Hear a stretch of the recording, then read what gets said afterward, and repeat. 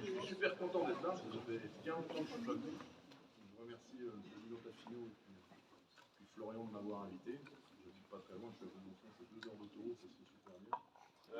Alors, j'ai quelques réflexions à vos propos qui sont hors champ de l'intervention du conférence. Moi, je me promène un peu dans les salles et ça fait 10 ans maintenant que je m'occupe de la formation initiale des entraîneurs de basket dans la région. Vous êtes à peu près au clair avec la nouvelle nomenclature des formations?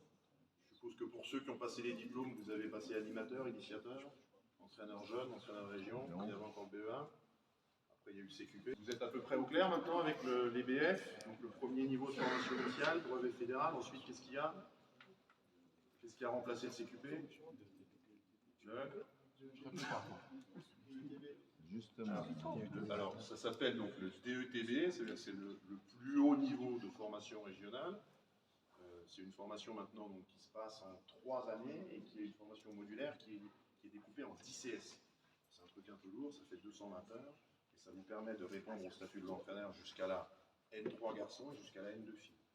Première réflexion, focus sur le temps d'activité. Moi, je rentre dans les salles et il y a un truc qui me rend fou. C'est que je trouve que les entraîneurs parlent trop. Alors, je vais pas illustrer ce que je suis en train de vous dire, puisque ce soir, je ne vais pas arrêter de parler, les gamins ne vont pas faire grand-chose. Mais je vous garantis que quand c'est moi qui entraîne, il y a de moins en moins d'arrêts. Est-ce que vous avez l'occasion de regarder les enfants dans une cour d'école? Ouais, des fois ça m'arrive. Alors, qu'est-ce qui se passe dans une cour d'école? Bah, ils courent, ils jouent tout le temps. Ils courent. Il y en a un qui se met à courir et les autres, ils font quoi? Ils courent aussi. Et quand le premier s'arrête de courir, qu'est-ce qui se passe? Non, il continue de courir. Il y en a, il court et puis il court après un autre. Alors, effectivement, les enfants, ils sont... Alors, je parle de basket d'apprentissage jusqu'à Benjamin, voire cadet. Quand les gamins sortent de l'école, je vous en prie, mettez-les en activité. Mettez-les en activité. Alors, trouvez n'importe quelle forme de travail pour que les gamins aient un ballon qui bouge.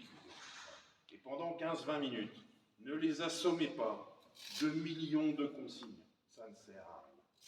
Ça ne sert à rien. Idéalement, on se donne un ratio. Qu'est-ce qu'il faudrait comme temps d'activité pour un jeune qui rentre dans la salle à 6h30, qui sort à 8h? 90 minutes de temps. Il faut qu'il soit en activité combien de temps? Si vous arrivez à faire 2 tiers, ouais, si vous arrivez à faire 2 tiers, voilà. c'est déjà pas mal. Deuxième chose sur laquelle je tiens à vous alerter, moi je vis comme tout le monde avec l'évolution sociétale et on a beaucoup de contenus maintenant qui sont dispensés sur Internet. Il y a beaucoup de sources d'informations à disposition et les jeunes, en particulier les jeunes entraîneurs qui représentent la grande majorité de la cohorte des entraîneurs que moi je touche, ils sont très focus là-dessus. Et on a beau les former pendant, alors peut-être qu'on les forme pas bien, hein, pendant des dizaines d'heures. Je vais vous raconter une anecdote. Le jour de la certification, le gamin tombe sur un thème, et puis il me présente la situation, et puis je lui dis, la situation, elle ne va pas. Et le gars, il me dit, mais monsieur, il me dit, la situation, c'est votre situation, je l'ai prise sur Internet, et c'est vous qui l'avez mise sur Internet. Alors, c'est ce que j'appelle le miracle de la situation, c'est le premier truc que je vais vous illustrer quand je vais mettre le gamin sur Internet. Ça veut dire... Et j'en ai trouvé une hier, tiens, pas plus tard qu'hier sur Facebook. Vous prenez une situation qui est faite par un coach de rowing. C'est pas parce que la situation elle est faite par un coach de rowing qu'elle correspond à votre équipe. Et c'est surtout pas parce que vous allez mettre la situation en place que ça va fonctionner et que vous allez voir émerger les comportements que vous attendez pour vos jeunes. Ça ne marche pas, ça. Si vous n'êtes pas, vous, en capacité de formuler, de formaliser de manière très précise les comportements que vous attendez et de donner les consignes techniques afférentes, ça veut dire d'expliquer au gamin comment il va faire le geste. Ce que vous attendez de lui et comment il faut qu'il le fasse. C'est ça votre métier. Troisième point, la tactique individuelle. Alors ça c'est pareil, c'est un truc qui me travaille depuis des années. Je vais vous l'illustrer pour que vous compreniez bien. J'ai eu la chance de coacher des joueurs de niveau mondial, d'autres de niveau un peu moins reluisant. Et j'ai eu la chance d'avoir sûrement un des plus grands joueurs de 1 contre 1 qui m'était donné de coacher. C'est un garçon qui s'appelle Zaka Alao. Zaka Alao, il a joué à Limoges en 3, et moi je l'ai récupéré en N1 à Blois. Joueur de 1 contre 1 invraisemblable. Technique parfaite, ça veut dire un tas d'outils dans sa besace, capable de franchir n'importe quel défenseur. Le problème, Zaka, un balistique. C'est-à-dire que quand il avait passé son mec, il considérait qu'il avait franchi et que l'accès au panier était ouvert. Parce qu'il avait appris le basket majoritairement sur des playgrounds. Sauf que quand on tombe sur des défenses un peu organisées, il y avait des mecs qui sortaient des ailes et puis il allait s'empaler dans les ailes et souvent les choix étaient catastrophiques. Et dans l'apprentissage, chez vos jeunes, et on le verra aussi, j'espère tout à l'heure, j'espère que vous aurez le flash quand la situation sortira, on subdivise souvent les contenus. Vous avez soit de la technique à 1 contre 0, là on est en train de figer, de tenter de figer les acquisitions, de faire comprendre aux gens, et puis voilà, que ça soit reproductible. Et puis on passe directement au jeu effectif réduit, en pensant au miracle de la situation. C'est-à-dire en pensant que la situation qu'on veut voir, elle va émerger, j'ai envie de vous dire, spontanément. Ça ne marche jamais non plus. Et entre ces deux trucs, il y a un truc, c'est ce que moi j'appelle la tactique individuelle. Je vous fais une analogie pour que vous compreniez bien. Parce que je veux bien être sûr que vous comprenez. Vous avez une fuite d'eau chez vous. Vous faites venir un plombier. Le plombier, il arrive, il a une grosse caisse à outils, avec plein d'outils. Les outils, c'est l'ensemble des gestuels, de la gestuelle qui est liée à l'activité basket et que les gamins vont maîtriser. Le plombier, il regarde le problème. Il faut qu'il ait, un, le bon outil pour réparer, et deux, qu'il ait la compétence pour s'en servir. Dans le basket, c'est exactement la même chose. Vous avez tous, dans vos équipes, vous tous vu des joueurs d'entraînement. Moi, j'appelle ça des joueurs d'entraînement. Et tu le regardes, putain, c'est magnifique, il fait des trucs. Oh là là. Putain, le match arrive, encéphalogramme plat. Encéphalogramme plat, décédé. Coup de sifflet, jump ball, décédé. Il y en a plein des comme ça. Parce que ces gens-là, ce qui leur manque, c'est ça. Ça veut dire qu'ils ont un tas d'outils, mais ils ne savent pas. On ne leur a pas appris à décoder la situation qui leur permet de sortir le bon outil au bon moment. Et de répondre pertinemment à la situation à laquelle ils sont confrontés. Vous comprenez ce que je dis ou c'est chiant? Il y a que moi qui comprends ce que je dis. C'est déjà bien. Pour ça, pour qu'on rentre dans la tactique individuelle, c'est impératif qu'à un moment, vous saucissonniez l'activité. Ça veut dire qu'on part d'une situation contextuelle globale, du 5-5, puis on fait des petites subdivisions et de manière analytique, on arrive à traiter une situation, un événement, une action-jeu, dans laquelle, là, on va demander un comportement précis.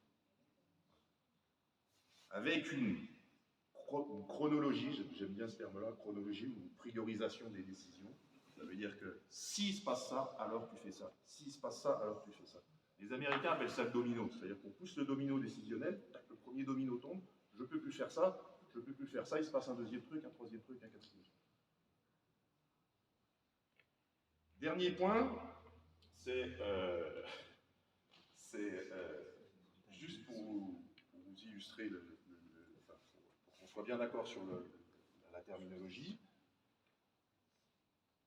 Qu'est-ce que, si vous aviez à donner une définition du timing et du spacing, c'est deux mots qui sont très à la mode, vous les avez partout.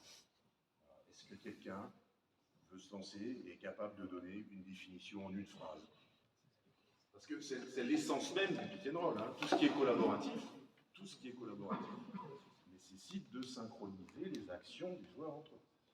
Le timing, c'est la coordination des actions des joueurs dans l'espace et dans le temps. Coordination des actions des joueurs dans l'espace et dans le temps. J'ai oublié de vous dire, c'est pas la peine de prendre de notes. Je vous ferai un joli PDF à la fin. J'enverrai à Florian et Florian vous enverra le PDF.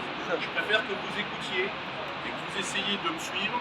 Et si toutefois, j'ai oublié de vous dire pareil, mais dans la plus grande bienveillance, s'il y a la moindre question, il n'y a pas de question pour vous. Vous levez la main et vous m'arrêtez. D'accord? Si vous me laissez parler, je peux parler 3 jours. Timing, coordination des actions dans l'espace et dans le temps. Le spacing, c'est l'inverse. C'est la coordination des actions dans le temps et dans l'espace. Je suis en train de vous expliquer qu'en gros, les deux termes, il n'y a pas de différence. Ça veut dire que ING en anglais, qui correspond à ce qu'on appelle un temps progressif, fait que c'est une action qui se déroule, qui est en train de se dérouler. Donc, quand on va dire à un joueur, il faut que tu sois là, il faut que tu sois dans cet espace-là, il est forcément relié à une notion de temps. est corrélé à une notion de temps. Ça veut dire qu'il faut que tu sois là à ce moment-là. Parce que ça correspond à une position et à un temps pour un autre joueur. D'accord? Donc quand je vous dis timing spacing, c'est tout pareil. Ok? On y va. Donc cadre théorique. Qui peut me dire ce qu'est, alors, mathématiques, interaction attaque-défense autour de l'écran. Qui peut me dire ce qu'est un écran porteur? L'aide au démarquage du porteur de balle.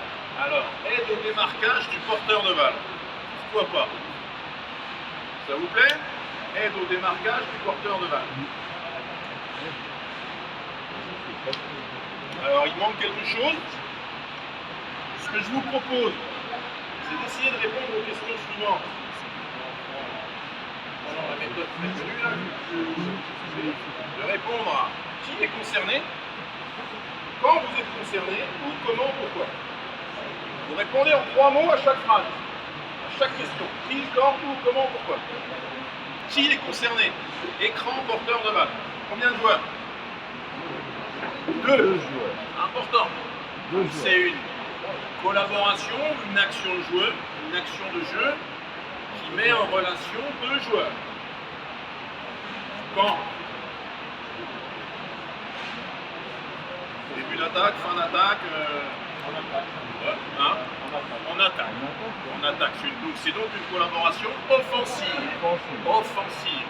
Les autres. Où? Ça viendra après. Généralement, où est-ce qu'on trouve de l'écran direct? Plus ou moins loin du panier, on va dire. Et prioritairement, où? Il y a quand même deux spots de prédilection, j'ai envie de dire. Dans l'axe, ce qu'on appelle le top peak, ce que les Anglais appellent le top peak, le middle screen, voilà ce que vous voulez. Et puis le deuxième spot, c'est à 45 degrés, désaxé par rapport au panier. L'idée donc de l'écran, l'étymologie, c'est un mot néerlandais qui veut dire barrière. Donc l'idée, c'est de faire un corps obstacle entre joueur et son défenseur, ce qui vise, PH, tu l'as dit, à démarquer le défenseur. L'idée, c'est de lui donner un avantage. On viendra juste après sur la notion d'avantage. Qu'est-ce que c'est? Comment on le détecte? Comment on le crée? Comment on le détecte et comment on le maintient? Les aspects réglementaires, il y a des arbitres. La différence par rapport à la notion de champ visuel, c'est surtout ça qui nous importe. Par rapport à la notion de champ visuel, c'est-à-dire l'écran direct est dans le champ visuel de celui qui va le réceptionner, l'écran n'est pas dans le champ visuel. Donc si l'écran n'est pas dans le champ visuel, ça m'a c'est. Il faut laisser une distance aux joueurs. Une distance, voilà. Ça veut dire que si l'écran est aveugle pour le joueur qui va le recevoir, il faut laisser une distance qui est de combien? Un pivoté. Donc on dit 1 mètre, un pas de dégagement. Quand l'écran est dans le champ visuel, s'il est immobile au moment où ça percute, il n'y a pas de distance. Il n'y a pas de distance. Ça veut dire que vous pouvez venir vous coller au défenseur. Le rapport attaque-défense. Impossible de traiter l'attaque sans commencer par réguler la défense. Parce que le basket, c'est un sport interpénétré, c'est-à-dire sur un petit terrain avec des joueurs qui se croisent, c'est pas du volleyball.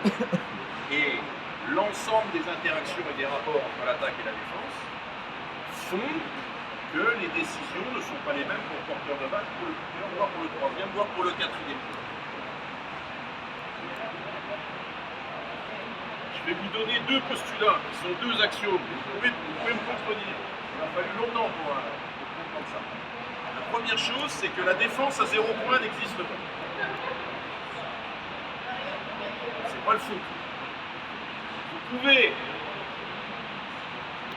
avoir les meilleurs défenseurs du monde, construire la meilleure équipe du monde, que tactiquement tout soit parfait, vous continuerez à prendre les points.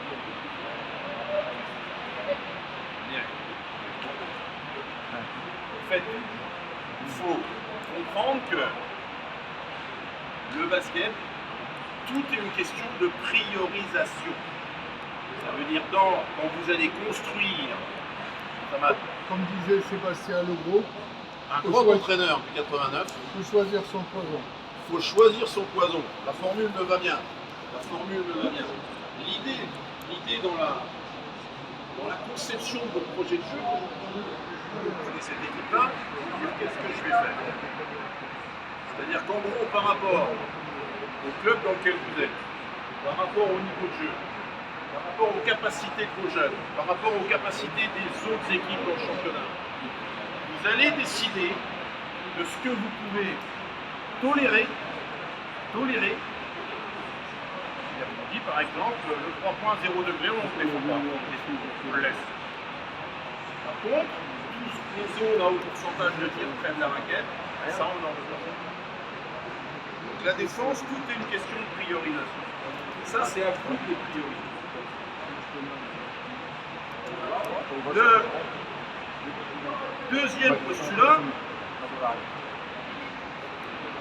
seul le ballon rentre dans le panier. Seul le ballon rentre dans le panier.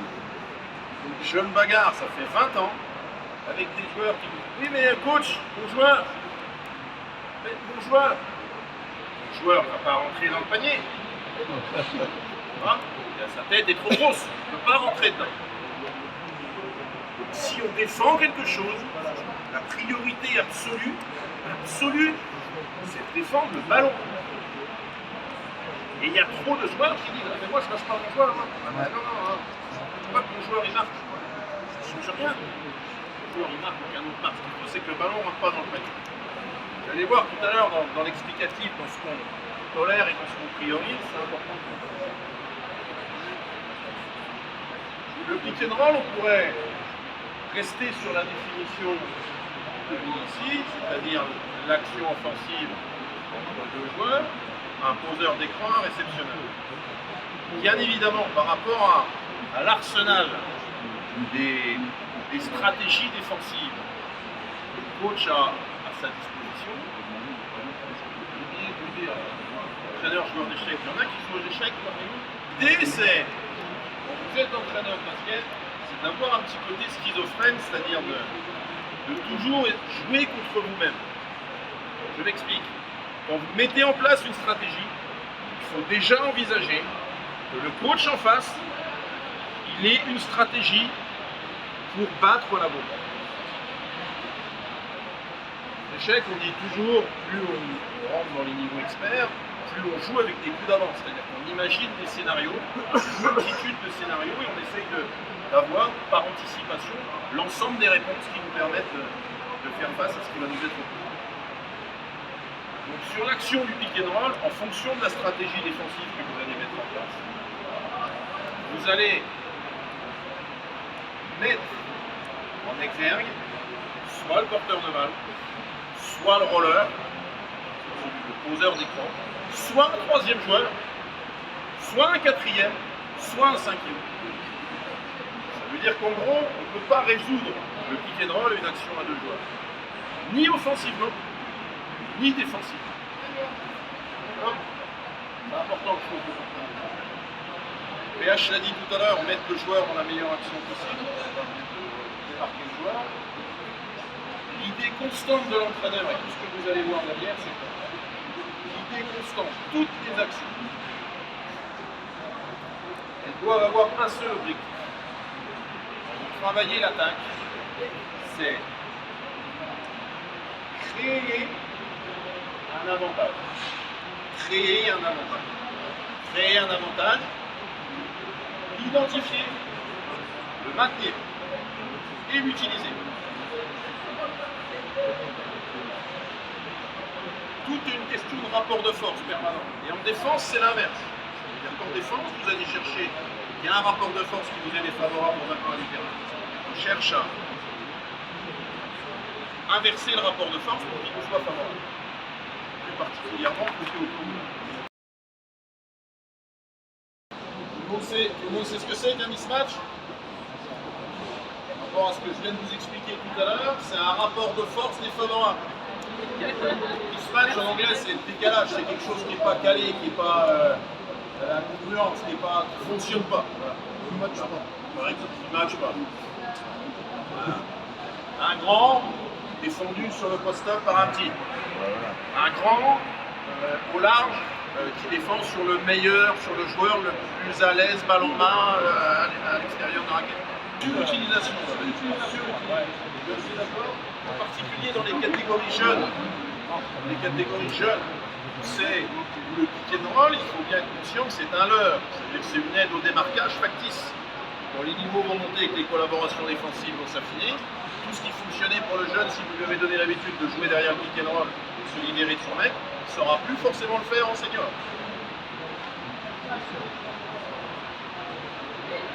On sort les pick and roll à partir de quelle catégorie à peu près? Ouais, U15 élite, U15 élite, sinon U17, U18.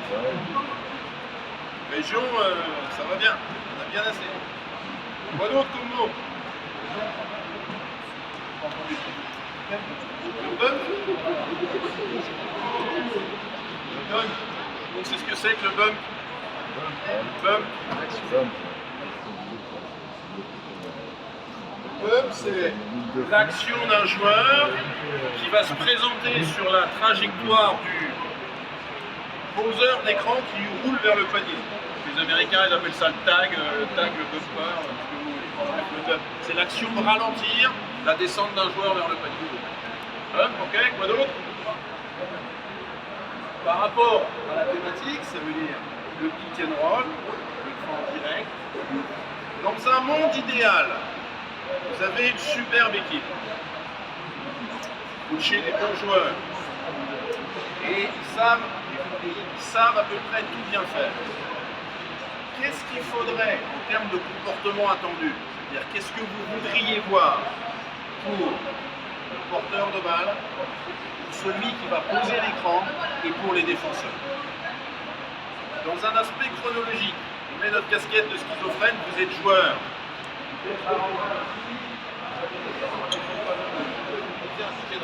Qu'est-ce qu'il faut faire pour que ça se passe bien? Qu'est-ce qu'il faut faire pour que ça aille bien? Emmener dans l'écran, c'est pas mal. Comment on peut formuler ça autrement? Ouais, fixer. On va mettre, si vous voulez bien, PH a raison dans la chronologie, on va mettre mobiliser le défenseur.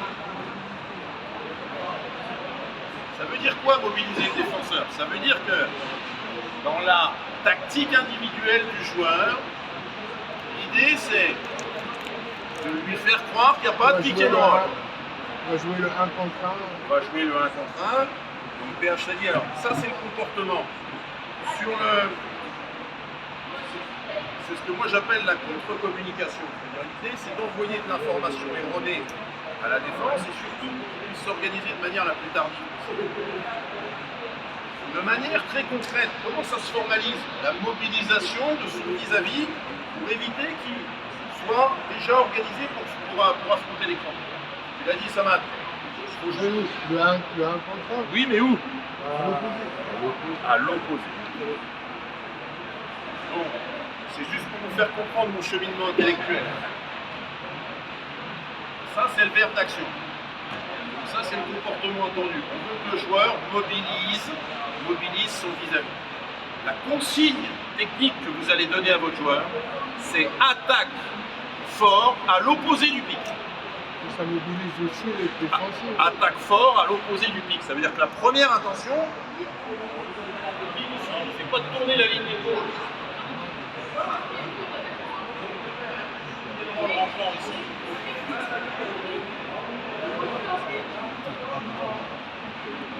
On n'a pas le temps de le faire. Normalement, je vous l'enverrai par PDF. En gros, vous avez des comportements attendus et surtout, ce qui est super important, ce qu'il faut que vous sachiez, vous, quand vous allez sur le terrain, parce que sinon vos joueurs ne le feront pas, c'est les repères techniques. C'est le comment. Le comment. Comment on mobilise son joueur. Comment on passe au ras de l'écran. Comment, qu'est-ce qu'on donne comme repère. Viser l'épaule extérieure du joueur. Comment est-ce qu'on maintient l'agressivité derrière le pick and roll? Comment est-ce qu'on maintient l'agressivité derrière le pick and roll? Comment est-ce qu'on garde le joueur derrière son dos? Et là, il y a la déclinaison de ça, et là, il y a la déclinaison de ça.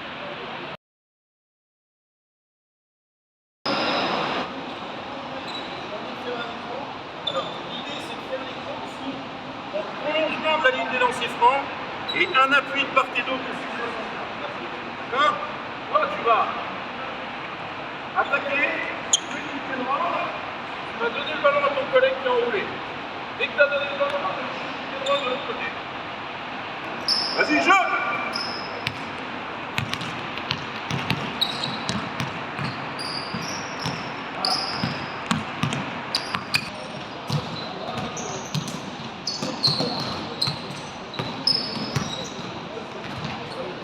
Pourquoi est-ce qu'il y aurait quelque chose qui reste?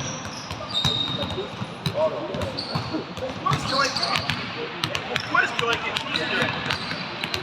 Il n'y a pas de consigne Il n'y a pas de conseil technique. Le basket, c'est pas inné. Ça veut dire que si vous prenez des jeunes qui n'ont pas les fondamentaux pour jouer le pick and roll, bah, il se passe ça. Oui, mais c'est le coach d'Euroleague. Le coach d'Euroleague, regarde, la réalisation, elle n'est pas trop au même niveau. Voilà le miracle de la situation. Vous avez imaginé les problèmes, c'est les appuis du joueur qui pose les choses. Ça, c'est les appuis du défenseur. Première chose que je vais vous demander, c'est balle en main. Vous allez descendre ici, avec le ballon. Au moins un appui sous les couverts. En mettant le ballon. En regardant votre avant-bras. Toi, tu vas pas faire.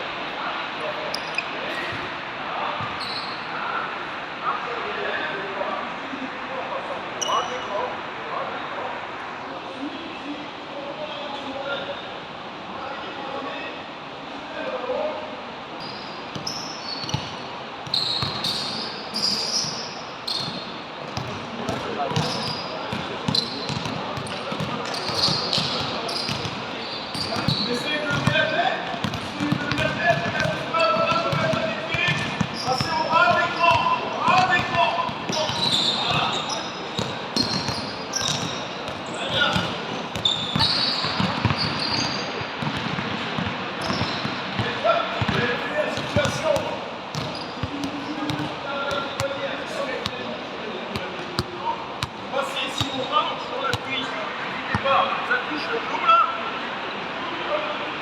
Seul. Et dans cette position-là, on va l'attaquer dans la vitesse.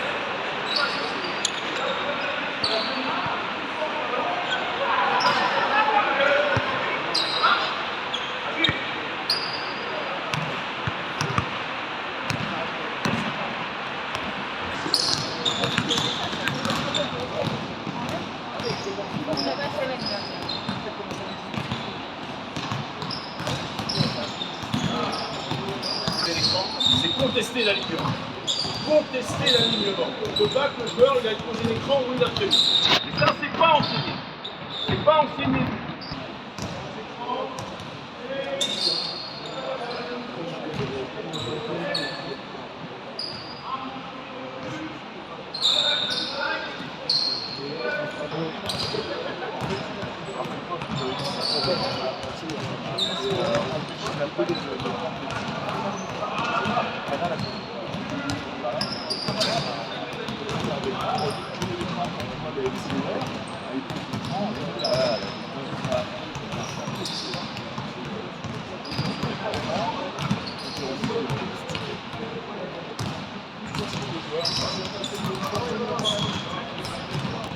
C'est la même chose pour toi, bumper et sticker. C'est pas, non? Non? Ouais, tu bump dans le déplacement et sticker c'est après quoi. Et après, et après tu es dans la collaboration à deux par contre. Alors, Si tu stick, tu passes en dessous. le stick under, c'est la seule collaboration qui n'est pas collaborative. C'est la seule défense sur pick and roll, il n'y a que 2 joueurs impliqués. C'est la seule. Sinon, on est sur quelque chose de collaboratif, on a forcément besoin d'un tiers derrière. Et plus juste que stick, c'est push. Push, stick, push, stick. Bien posé pick and roll sur le joueur ici. 1, 2, 3.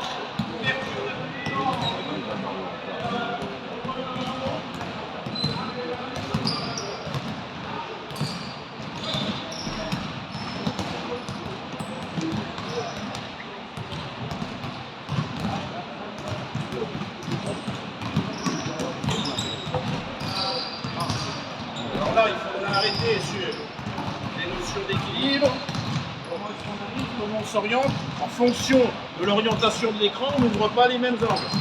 Par rapport à ce qu'on a dit tout à l'heure, sur les emplacements du pick and roll, pour travailler sur le pick and roll, il faut travailler autour des différentes positions. Donc l'écran, tête de raquette, ou des écrans à 45 degrés, ou une entrepôt comme on est en train de faire, c'est-à-dire 2 écrans simultanés, c'est une organisation qui est légèrement différente. Et ensuite, ce qui va varier, c'est le nombre de joueurs. C'est le nombre de joueurs côté de l'écran, côté fait, côté du porteur de vaccin. On le verra tout à l'heure de manière anémique quand on verra les collaborations qui sont faites. Regardez bien, on va commencer à rigoler.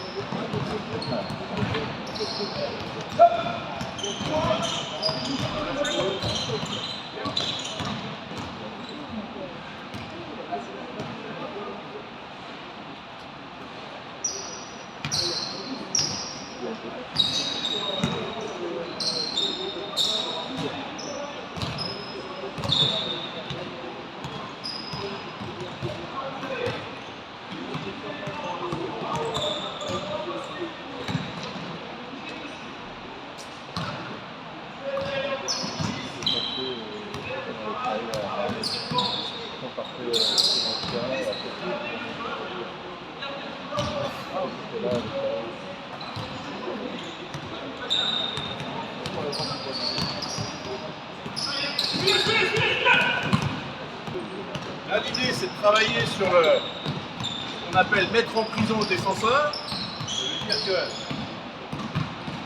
le porteur de balle doit faire ce qu'il faut pour maintenir le défenseur dans son dos, pas le laisser revenir en hauteur, pour que le petit soit en vis-à-vis direct avec le grand. On ne veut pas que le mec revienne à côté pour nous gêner. Donc on fait un corps de 5, on maintient le mec. Ça s'appelle ça l'exercice du serpent. Et ouais, il faut vraiment laisser le mec derrière lui. Les spécialistes en Wikipédia, pour ceux qui regardent la télé, David Holston, Short, ça c'est les techniques qui maîtrisent parfaitement.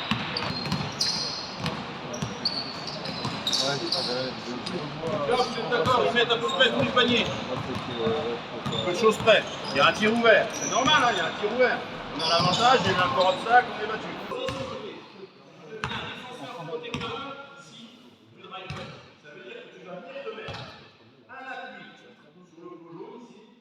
Tu vas essayer de contenir ce joueur pour l'empêcher de s'accélérer. Donc l'idée, c'est d'avoir une dynamique pour le mettre et que toi, le défenseur ici puisse revenir et remettre ses appuis en face. Dès que le défenseur a remis ses appuis en face du joueur, on donne à l'attaquant 3 dribbles. 3 dribbles à partir du moment où la ligne d'épaule ici passe le couvert. 3 dribbles pour trouver une solution. Donc en gros, c'est un 1, 2. Un attaquant et 2 défenseurs. Ça marche? Tout le monde a fait.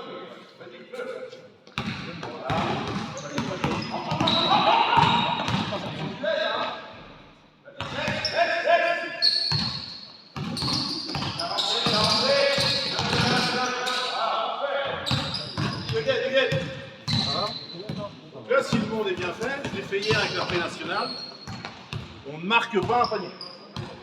Si le monde est bien fait, vous ne marquez pas un panier. Ce qui voudrait dire que si on fait une collaboration, alors un flat, un fontaine, vous appelez ça comme vous voulez, qui est à peu près bien organisé, le porteur de balle ne peut pas marquer. J'ai pas entendu.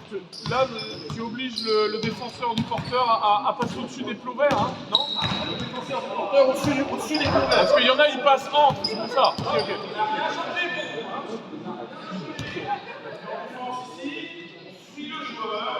Voilà.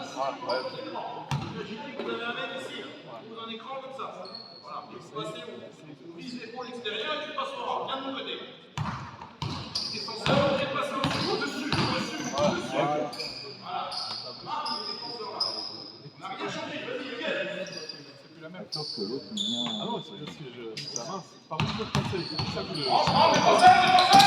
On va là! Faut monter plus haut! Pied sur le feu jaune! Pied sur le feu jaune! Défenseur!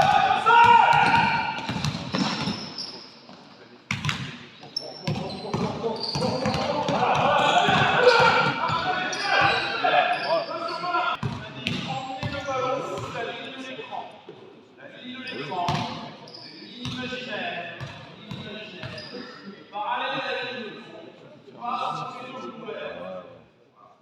Et là, il faut que vous emmeniez le ballon sous cette ligne-là. Si on part sur la diagonale, pression défensive, vous n'allez pas vous libérer de la pression et le joueur va passer avec vous. Le joueur passe avec vous, on annule l'avantage de l'écran. C'est pas ça qu'on veut. Mobilisez votre joueur avant l'utilisation de l'écran. Vous le mobilisez, on le descend dans la profondeur sous la ligne d'écran. Professeur champion.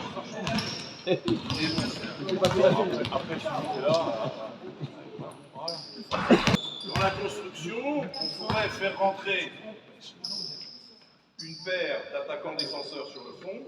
Vas-y, joue. Et jouer avec le pick and roll. Il n'y a aucun intérêt parce que la défense est systématiquement battue. Et si on joue avec le roller, il n'y a pas d'intervention d'une troisième personne. On est aucun intérêt. Maintenant, on va remettre la situation du début en envoyant les consignes. Jog, sursaut, appui, maintenir la position. Toi, tu vas m'attaquer. Tu vas partir de là. Et tu vas passer sous la ligne de l'écran. La ligne de l'écran, là. Tu vas mettre les deux appuis rigoureusement perpendiculaires à la ligne latérale. Et au même niveau. Et de part et d'autre de la ligne à 3 points. Voilà, génial. Tout parallèle à la ligne de fond. Ça revient au même. Voilà. Là, tu es bien placé. Toi, il faut que tu descendes le ballon sous la ligne des gauches. Il faut que tu emmènes le ballon. Au moins à ce niveau-là. Derrière, tu vas faire demi-tour et tu vas viser avec ton l'épaule extérieure. Que ça touche, que tu fasses droit. Et là, tu vas malgré les cavaliers et tu vas les mettre de deux. Toi, tu tiens la position une seconde après qu'il soit passé. Une seconde après qu'il ait terminé. Ici, le positionnement de l'écran direct est toujours au même endroit. Le positionnement, c'est dans le prolongement de la ligne d'élancement. Prolongement de la ligne d'enseignement, vous tirez une ligne imaginaire. Quand elle coupe la ligne à 3 points, votre emplacement il est là. Un pied de part et d'autre. Un pied de part et d'autre de la ligne à 3 points. Un pied de part et d'autre. Un pied de part et d'autre. Un pied de part et d'autre. Un pied de part et d'autre. Les deux appuis perpendiculaires à la ligne. Et maintenant. Ouais, pas beaucoup. C'est pas très fort. Parallèle perpendiculaire, ça va faire quoi? Parallèle perpendiculaire. Perpendiculaire à la ligne latérale. Là, toi, tu es bien placé. Toi, c'est à toi de mobiliser ton joueur à l'opposé des éléments. Ensuite, de tourner la ligne d'épaule pour jouer épaule contre épaule. D'accord? C'est lui, tu amènes ton défenseur, il y en aura un sur lui. Ok? Vas-y, jeu. Voilà. Très bien, très bien. Faut pas hésiter à le toucher, hein? Faut pas hésiter à se... Une heure.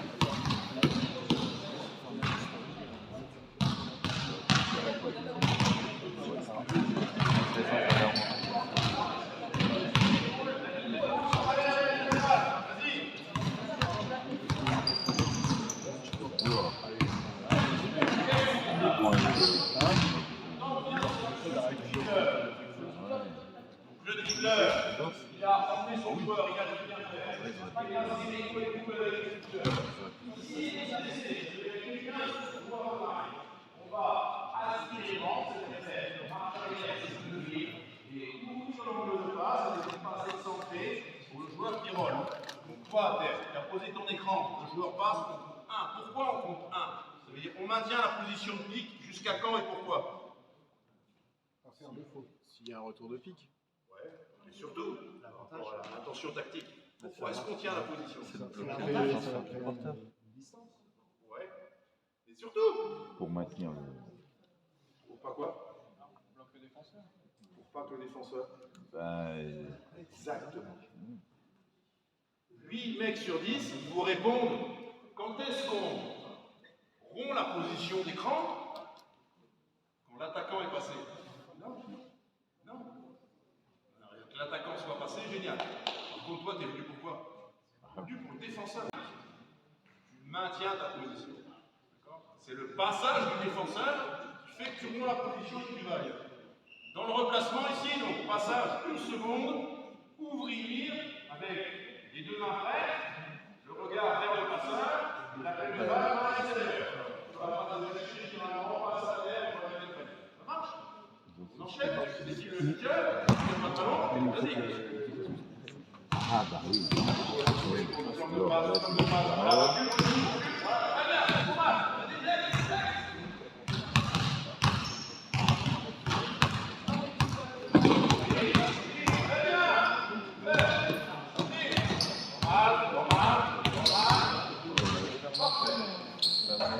Est-ce que vous connaissez comme type de défense sur le pick and roll?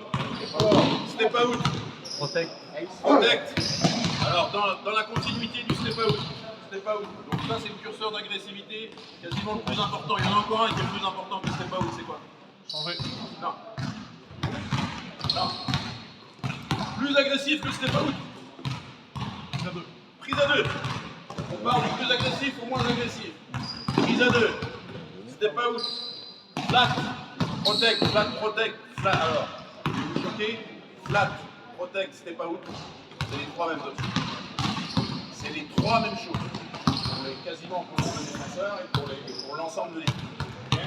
Prise à 2, on n'en parle pas. Après, dans le moins agressif, qu'est-ce qu'on a? Stick under. On voit le stick under. Moi, c'est mon fonds de commerce. Hein. Je suis sorti 2 fois de la National 2 en faisant stick under. Voilà. 40 minutes de stick under. 40 minutes. Avec un Lituanien qui faisait 2,5 m, 125 kg, le menhir, qui poussait les mecs dans le rond central. Il n'y avait pas de pick and roll, les balles étaient dans le rond central. Voilà. Et le switch. On a dit le switch. Ah ouais. Ah, je le fais. Là, je vais vous montrer 2 collaborations. Je vais vous montrer le stick under et le protect. Et on va voir ce que ça induit pour les 3 joueurs qui sont concernés. Maintenant que c'est le cœur du dispositif. La situation, elle est toute simple. Elle se décline à 3. Vous la retrouvez dans tous les plays de toutes les équipes de basket. Le signal de départ, toi, tu vas aller très vite et tu vas aller mettre un pied sur la ligne latérale. En dribble. Dès qu'il est parti, toi, tu plonges à la flexion de la ligne à 3 points. La flexion de la ligne à 3 points, c'est le moment où la ligne est ronde et le moment où elle devient droite. Donc ici. Là. Voilà. Et toi, tu es en défense dessus. Et toi, tu vas venir poser l'écran comme tout à l'heure. Sur la situation avant qu'on a fait 2.0, tu vas essayer de venir poser l'écran sur le prolongement de la ligne des lancers francs au niveau de la ligne à 3 points par P2. Voilà, on va descendre. On va jouer sur ces situations. Qu'est-ce qu'on a fait tout à l'heure à l'échauffement de l'autre côté? On a fait ce qu'on appelle des contestations de déplacement. L'idée, c'est là, vous pouvez moduler la relation attaque-défense. C'est-à-dire, soit vous mettez le défenseur en avant, soit vous mettez le défenseur en arrière, ou à côté. Si vous mettez le défenseur en avant, ceux qui regardent ce qui se passe de l'autre côté du terrain, on est dans la notion de contestation de déplacement sur une défense avant. Ça veut dire que comme on est proche du panier, ça ne pose aucun souci dans cette situation-là. L'idée, c'est de le ralentir et de l'empêcher de poser son écran ici. Donc, dans l'évolution de ce qu'on a fait tout à l'heure, les contestations de déplacement, on va dire qu'on conteste le déplacement, c'est-à-dire qu'on essaye de l'empêcher d'aller de là à là, jusqu'à la ligne des lancers. Quand il va passer la ligne des lancers, c'est le signal que l'écran va se poser. Parce qu'on ne peut plus contester au-delà sans se mettre dans la difficulté sur le collaborateur. Donc ici, je prends ta place. Moi, je suis défenseur. Qui est attaquant? Toi, tu es attaquant. Moi, je suis défenseur. On est épaule-épaule. Moi, j'essaie de pousser jusqu'ici. Ok, voilà. J'essaie de pousser, je conteste. Passage de la ligne des lancers, collaboratif. Donc, on va, la première collaboration que je vais vous montrer, c'est ce qu'on appelle le push-stick. Ça veut dire, toi, tu vas rester au contact du joueur et tu t'occupes de rien, sauf de le pousser dans la main. Donc, tu te colles ici et tu te mets avec lui et tu pousses et tu pousses et tu pousses. Voilà. D'accord? Toi, à un moment donné, tu vas en avoir marre de te laisser pousser, donc tu vas falloir te donner ici une fois. On annonce les rangs pour que le joueur puisse savoir qu'il va prendre un écran dans l'autre. Donc l'écran il va venir percuter sur son épaule droite. Donc on va avancer écran à droite. Écran à droite. Toi, c'est le signal. Vas-y, viens poser l'écran. Vas-y, conteste, super, conteste. Génial, super. Ne change pas la position. C'est toi, tu veux le pousser là-bas. Donc même à la fin, voilà, je trouve dans cette position-là,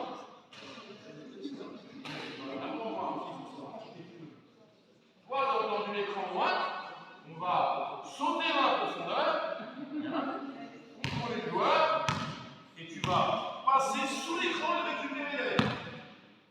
D'accord? C'est la seule collaboration où il n'y a que deux joueurs qui sont confrontés à ça. Là, il n'y a que le poseur d'écran et le défenseur du porteur de balle. Le troisième joueur n'a pas à intervenir. C'est la défense la moins collaborative et c'est la seule où on n'a pas besoin de faire intervenir un troisième joueur.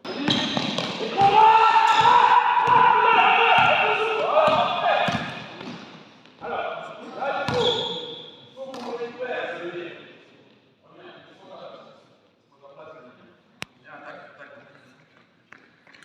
Ici, vous êtes en secteur défensif. Généralement, tous les coachs disent no middle. Ça veut dire qu'on refuse que le joueur parte par l'axe, balle en main.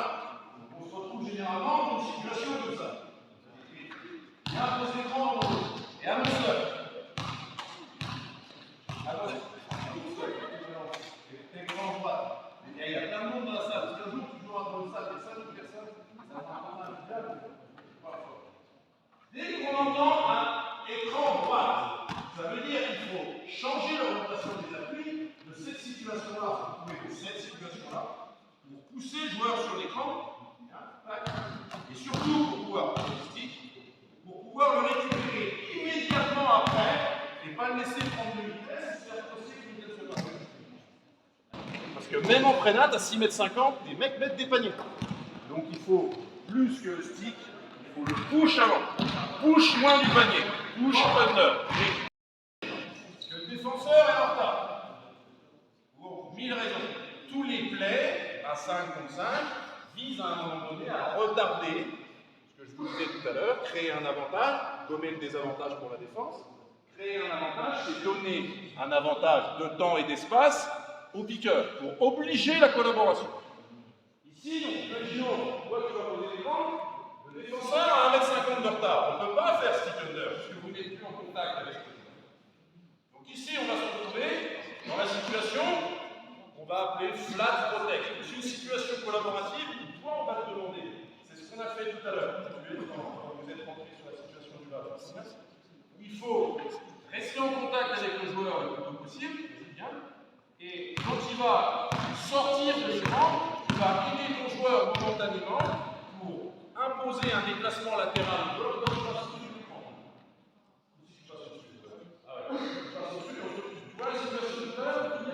C'est la même. C'est-à-dire que toi, tu vas passer avec lui, tu passes ton appui, lui il va être obligé de faire le snake, et toi tu te remets devant. Dès qu'il arrive sur sa petite porte, d'accord? Si on est sur un niveau supérieur, quand l'écran est annoncé, change l'orientation, passez avec. Stop. Alors, on se retrouve dans cette situation.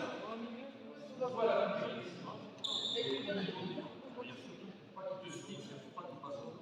Et ici, toi, ton action, c'est de l'accompagner latéralement avec tes grands bras et à un moment donné de mettre ton torse en opposition pour le forcer à aller par là, pour que toi, tu mettes tes appuis. Sauf que. Stop. Polaroid, tout le monde se souvient, les anciens? Vous avez tous eu des Polaroid. Vous vous souvenez, on cliquait sur le truc, puis ça faisait la. Voilà, instantané. Dans cette situation-là, si on ne fait pas intervenir un troisième joueur, par rapport à la situation de tout à l'heure, pose l'écran, 1 seconde, le joueur est passé, ouvre au panier. Stop, tiens. Polaroid, priorisation. On a dit tout à l'heure, la priorité absolue, c'est ce ballon. Donc, vous l'avez vu, en 1 contre 2, dans cette situation-là, on prend plus de panier, si c'est bien réglé. Par contre, la dangerosité du poseur d'écran qui va ouvrir au panier, elle est maximale. Parce que si vous donnez le ballon ici, c'est une zone à très haut pourcentage de réussite, et le joueur va marquer. Donc, dans la hiérarchie des priorisations, 1, on a stoppé le porteur de balle. 2, il faut absolument stopper le joueur qui ouvre et qui coupe vers le panier. Qui peut intervenir pour l'arrêter? Il n'y en a plus qu'un, hein, on va se tromper. C'est toi le défenseur. Revenez où vous étiez au départ. Donc on a fait les 2 premiers, vous avez tout compris. Le signal, écoutez bien, c'est super précis. Le signal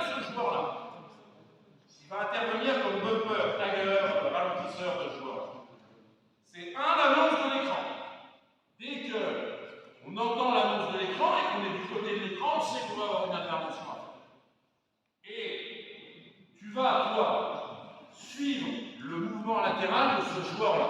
Ça veut dire au moment où il tourne la ligne d'épaule, au moment où il tourne la ligne d'épaule, ça veut dire qu'il va utiliser l'épaule. Moi j'ai fait 10 ans de N1, j'ai pris 4 fois la situation, celle-là. C'est-à-dire le mec drive, donc une à la charité. Prend le ballon, main gauche, efface, sort le ballon, ramène le ballon. 4 fois en 10 ans. Ça veut dire que le porteur de balle, quand il tourne la ligne d'épaule ici, il va aller là. Donc toi, tu vas te calquer rigoureusement sur lui. Ça veut dire que au moment où le ballon va bouger, va aller vers l'axe, tu vas l'accompagner ici sur la même ligne. D'accord? Et quand le joueur va venir ici, on va se retrouver sur la situation qu'on a fait tout à l'heure avec le club. Ça veut dire que tu vas essayer de venir nous récupérer le plus haut possible. Bien. De bumper, sortir et te remettre au-dessus. L'idée ici, on arrive à faire une fois. Si on arrive à faire une fois, on vous applaudit, je vous arrête de vous emmerder pour ça. Ici, toi, tu vas ralentir le joueur. Dès qu'il a remis ses appuis, tu recules et tu reviens en contact avec le joueur. Toi, tu es dans la grille, bump, ralenti, passe au-dessus, ressort sur le joueur. D'accord? On essaye de le faire une fois? Vas-y.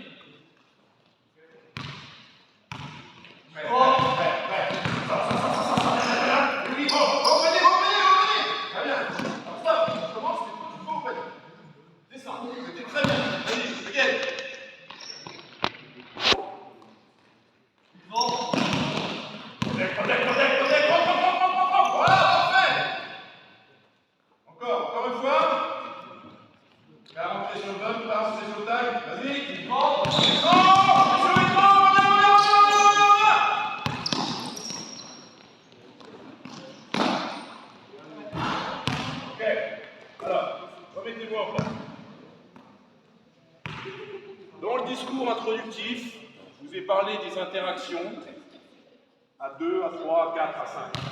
Ici, on est dans une interaction à 3. Où est, chronologiquement, dans la priorisation de l'attaquant, ce qu'il doit rechercher en premier? Lui, qu'est-ce qu'il veut faire en premier? 1. Allez au panier. 2.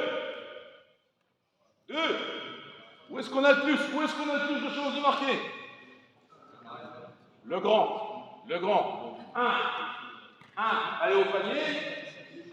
Si et seulement si tu ne peux pas aller au panier, on cherche le jeu avec le grand. Si et seulement si tu ne peux pas jouer avec le grand, il reste un troisième joueur. Vas-y, refais. Donc par rapport au spacing, qu'est-ce qu'il faudrait par rapport au spacing? C'est par rapport au time spacing. Qu'est-ce qu'il faudrait que le joueur dans le corner fasse? Faites en marchant et tu dois rien faire. Voilà. Stop. Voilà. Tout à l'heure, qu'est-ce qu'on a dit? Le grand est sorti, le petit cheval au panier. Donc on va attaquer les bancs, l'aspirer et l'écarter. Je ne sais pas ça. Stop, reste pour le moment. Voilà. Allez, on va remettre ses appuis, toi, dans ton repas. C'est reparti, on prend ça, et tu vas chercher ton joueur. Stop! Où est la solution? Le troisième joueur, qu'est-ce qu'il faut qu'il fasse? 2 autres. On le fait remonter. Il monte ou il coupe? Exactement. Alors, il y a le jeu de profondeur avec la coupe, on bat le tag, on l'a. Et le plus souvent, c'est ce qu'on appelle l'ascenseur. Le lift, ça veut dire que lui, il va remonter. C'est le principe du tiroir. Quand vous êtes chez vous, vous tirez un tiroir. Si vous tirez l'avant du tiroir, l'arrière il suit. Donc le principe chez les jeunes, c'est ça. Toi, dans le fond du tiroir. Donc ici, c'est la même chose. C'est sur la flexion ici, tu as les mains prêtes, parce que peut-être le ballon peut revenir. Au moment où il tourne la ligne d'épaule, tu le suis. Il vient de retrouver dans cette situation. Voilà. Pour attraper, tirer, attaquer le coup d'un autre, voilà. On y va? Donc toi, t'essayes de jouer, ça marche pas, ça marche pas, on va sur le troisième. Vas-y. Oui, très bien. Vas-y, lâche le ballon. Vas-y, joue. Ah, pourquoi pas? Encore, refais.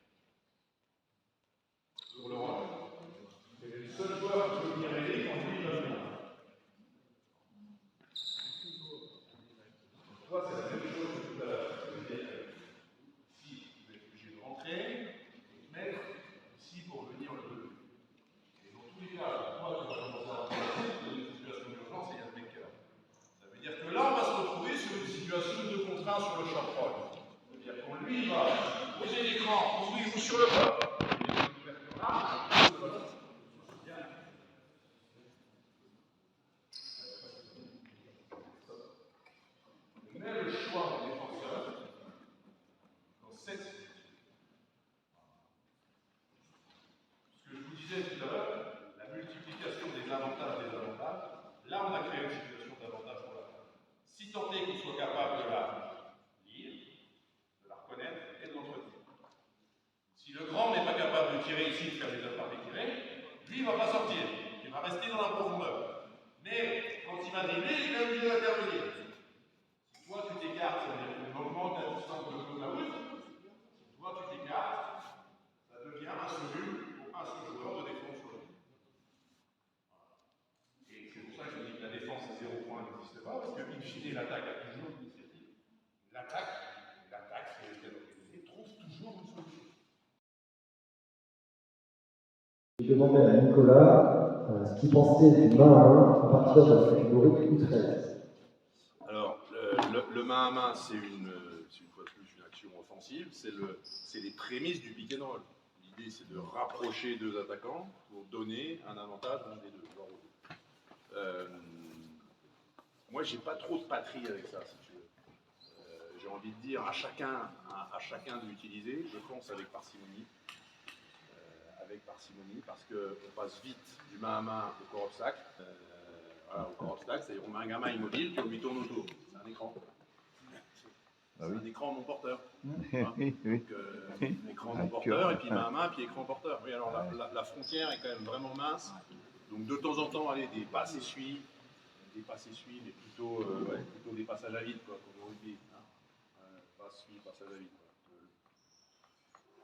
Après, il faudra bien rentrer un moment sur les notions de rapprocher et l'utilisation du corps obstacle. Mais voilà, si on peut éviter en U13 et puis voir les gamins jouer sur l'aspect technique et tactique individuel, mais sur du 1 contre 1, ça nous arrange un peu sur des trucs un peu masqués et collaboratifs. Prise à 2 sur en U13. Prise à 2 en U13. Interdit. Interdit. Prise à 2 à l'intérieur. Non, sur sortie de balle, remise en jeu. Ah, c'est-à-dire le défenseur du mec qui fait la remise en jeu suit, va attraper. Oui, Ça ne me dérange pas si c'est tout terrain. Ça met de l'espace. À l'attaquant, aux attaquants, trouver la parade. Tant que c'est tout terrain, voilà. Pas de zone presse, bien sûr. Voilà, mais du run and trap, un truc un peu spontané. Il y a un moment, il faut ouvrir. Je ne sais plus ce qu'il y a dans le règlement de la Ligue. Je sais pas. Normalement, toute zone interdite. Alors, toute zone interdite, des zones tout terrain, ce qui n'est pas plus mal. Voilà. On a le temps, hein. Ils ont le temps de faire de la zone presse. Voilà. Il y a suffisamment de formes de jeu beaucoup plus intéressantes et plus formatives que la zone presse. Quoi d'autre? sur les. Je laisse du côté joueur, côté ballon. Ah. Le stunt, c'est ça? Alors, notre ami Vincent Collet, c'est lui qui a quand même un peu popularisé donc, ce qu'on appelle la défense à hauteur en France. Donc, la défense à hauteur, on a tous nous appris le basket de la même façon. C'est-à-dire c'était un pied, une main sur la ligne de passe, défense fermée. Les directives techniques de la fédération depuis une dizaine d'années, c'est de dire on ouvre la position du défenseur et on le met sur la ligne de passe, le trou potentiel entre le joueur sur qui vous défendez et le porteur de balle. Donc ici vous avez un porteur de balle, balle en main qui est défendu par un joueur. Ici vous avez un ailier. Nous on a toujours dit dans l'apprentissage comme ça. Oui. Un pied, une main sur la ligne de passe. Maintenant, c'est plus un pied, une main sur la ligne de passe, on se retrouve, c'est ce qu'on fait dans les pôles espoirs. Hein. Vous avez votre joueur ici, le deuxième est ici, vous avez une ligne de passe imaginaire. Enfin, pas imaginaire, on va demander au défenseur de se mettre sur cette ligne de passe.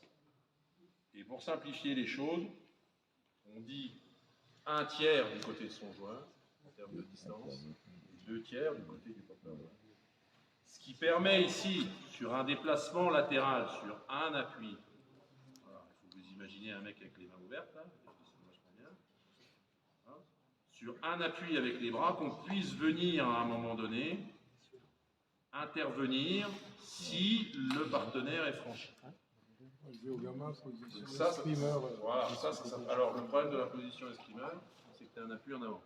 Là, on ne veut surtout pas un appui en avant, il faut bien rester à plat, avec juste ton bras qui va rentrer et Voilà, Ce déplacement. Pendant des années, on a eu peur. Moi, je me souviens, quand j'étais cadet, on disait, ah putain, attention au backdoor, parce qu'on avait peur que le mec participe.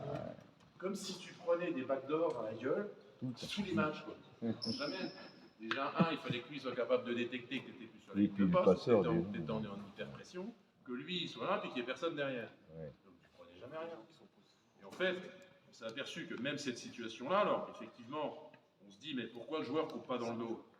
Parce que le deuxième joueur ici, s'il y a un deuxième joueur, lui, il va couvrir le mec qui coupe.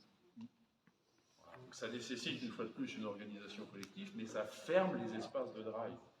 Donc oui, ça fait éminemment partie des directives techniques nationales, et à partir des U18 élites, tout le monde joue ça. Voilà. Tout le monde adopte ce type de défense.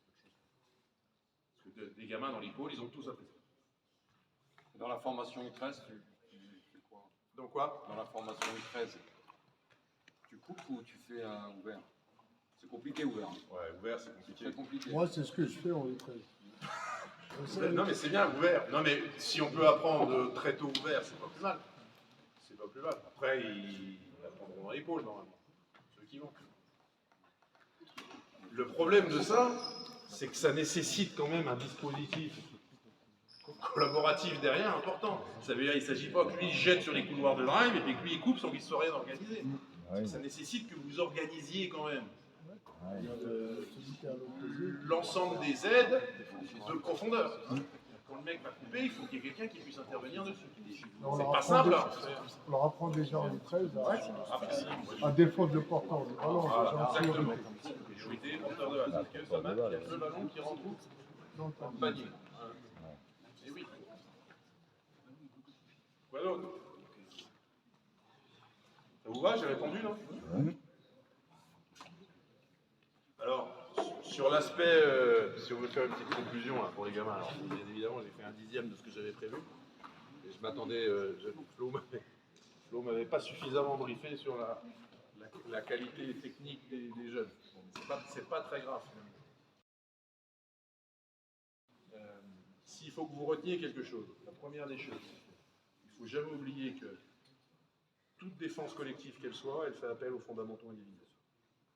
Ça veut dire que si vous n'avez pas de fondamentaux individuels, vous ne savez pas défendre sur un porteur, si vous n'avez pas appris à être dans les aides au bon endroit au bon moment, il ne se passera rien. Okay.